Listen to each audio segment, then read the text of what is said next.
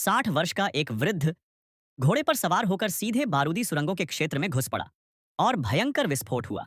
धुआं, मलबा और चारों ओर उड़ती मिट्टी। गेस्टापो के चेहरे पर हल्की मुस्कान थी। उसे पूरा विश्वास था, बिरजू अब जीवित नहीं बच सकता। वह घुटनों के बल बैठकर बिखरा हुआ सोना समेटने लगा। गेस्टापो पास आ पहुंचा। फिर भी बिरजू के चेहरे पर भय का नाम नहीं था। चमकते सोने को देखकर गेस्टापो की आंखें फैल गईं। जर्मन सेना हार की कगार पर थी। तभी एक निशानेबाज ने लंबी बंदूक तान ली। सांसें थम गईं।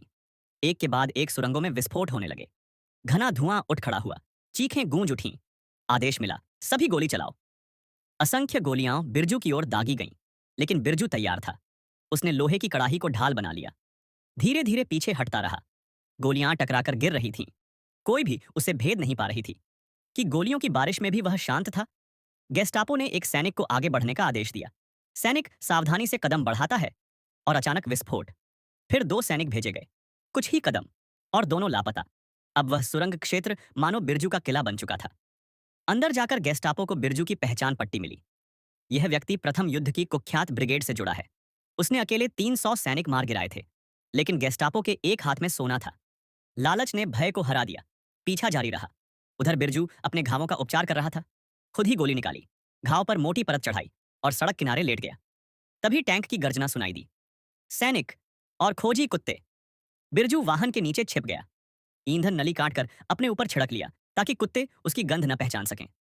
मौका मिलते ही वह भागा। गोली चली, पिंडली में लगी। कुत्ते पीछे छोड़ दिए गए। दौड़ते हुए बिरजू ने माचिस जलाई।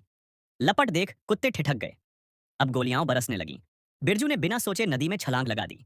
9000 ग्राम सोने का भार उसे सीधे गहराई में ले गया। बिरजू पानी के भीतर शांत पड़ा रहा। सांस की सीमा समाप्त होने लगी। जैसे ही वह ऊपर आया, गोली चली, लेकिन निशाना चूक गया। 3 सैनिक पानी में उतरे। पहला, कुछ ही क्षणों में पानी लाल। दूसरा, फिर रक्त की लहर। तीसरा कांप रहा था। तभी नाव की रस्सी खींची। बिरजू पानी से उभरा। नाव धीरे धीरे किनारे की ओर बढ़ने लगी। निशानेबाज ने अपने ही सैनिक को मार गिराया, लेकिन नाव फिर भी आगे बढ़ती रही। बिरजू किनारे पहुंचा। मशीन गन से अंधाधुंध गोलियां चलीं। हर गोली जानलेवा थी।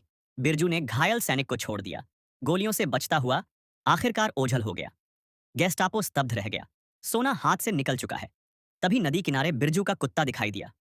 गेस्टापो की आंखों में फिर लालच जाग उठा।